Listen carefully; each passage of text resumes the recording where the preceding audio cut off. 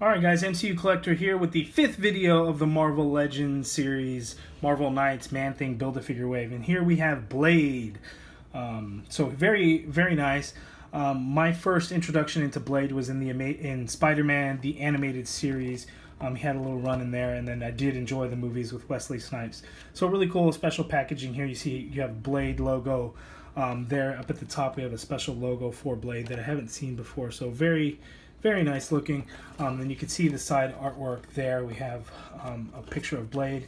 Same on the other side, and on the back you get a product shot of the figure with the bio reading, Eric Brooks adopts the name Blade and uses mastery of the martial arts to fight and defeat supernatural and often blood-sucking opponents.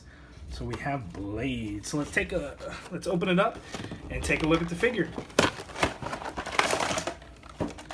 So first, again, the same building packaging there. Here we have the other leg to the Man-Thing.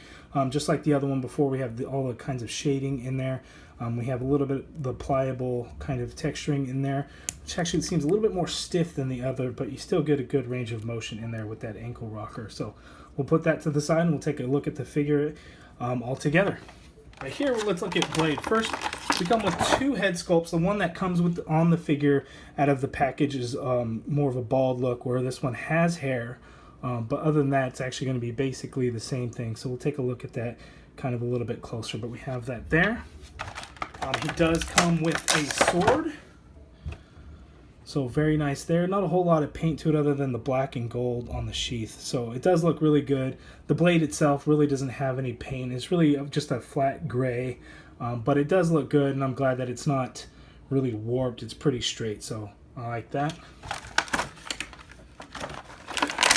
So you want to be careful removing the Blade figure because he has the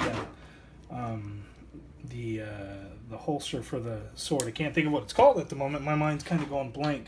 So a couple of things that I'd seen on Facebook about Blade is he has a difficult time standing up. And one thing right off the bat that I noticed is that fell down. So this is almost reminiscent of Cyclops, where you got to get the bands to stay. I'll just kind of push that up and see if I can get them to stay. So we'll look at kind of the sculpting. You have this line work in the sculpt and the texture of his pants that really hinders him from being able to stand up straight. So we'll take a look at that and see how that goes. But let's take a close up of the paint. You could of the head, so you can see it is the same head sculpt, but instead of having a full head of hair, he only has a little bit of hair up there. So not a whole lot there. As far as accessories, we just had that sword, but here, as far as part of the figure, he has this for his sword, his sheath for the sword, right there, and it's just kind of floating there. It doesn't look like it could come apart and come off. It's probably one of those, if you pop his head off, you could probably get it off. So it just kind of floats there. It's not too bad. And then we have this here which really kind of fell up and down. But as far as articulation, his head can look all the way up, very nice. Can look down all the way. As far as ab crunch, he doesn't really crunch back too much, but he does crunch forward quite a bit. So it's kind of odd that he wouldn't crunch back at all. The shoulders, you could see, have, I think we've seen this with the Grim Reaper mold, the shoulders the way they are there, so you can really get that good full range of motion. Upper arm swivel, double jointed elbows, wrist swivel and hinge, so very nice. Then here, his legs can go that far apart. We do have an upper thigh cut up there, double jointed knees. We do have a boot cut there, and then you have ankle rocker. So these ones are kind of odd. You don't get the same full range of motion because of how the sculpt on the pants and the boot look right there. So you're not going to be able to hinge it too far up. You're not going to be able to hinge it too far down, but you do get the pivot motion in there, so that is nice. But let's see if we can get him to stand up straight. Yeah, that's kind of a tough one, and then you got to fight with that always falling down. Yeah, it's kind of an odd one, the way his torso is.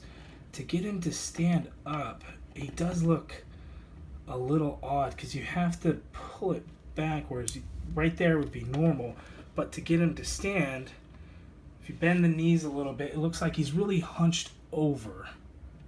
So that's a little odd. Not sure why that is, but it's not. I guess it's not terrible. When you look at it from the side, though, it looks a lot worse than it really is. If you look at it straight on, it doesn't look so bad. You know, you can really position the head to kind of look up, and then you don't notice it as much. But when you have it to the side, I guess it is a little bit different. He definitely is hunched over, so everyone that's seen that looks like it is the same. And I don't know that it's necessarily because of the leg. Yeah, because I guess you could see that it really pushes that leg forward because of that line sculpt in there, right there. So a little bit odd. The sword does go in the sheath pretty nice. You kind of almost have to force it a little bit because there's a little bend to it to kind of match along with the blade, but not so much. But it does fit in there nice and snug. It's not going to fall out or anything, so that's really nice. Now to switch the heads, you just pop it right off the ball joint there, and you can pop it right on, and there you go. You have the different blade head sculpt. So that is the blade figure. Watch out for that extra, because that's going to keep falling down. But there you have it, Blade. Don't forget to like this video, guys. Leave a comment, subscribe. Thanks.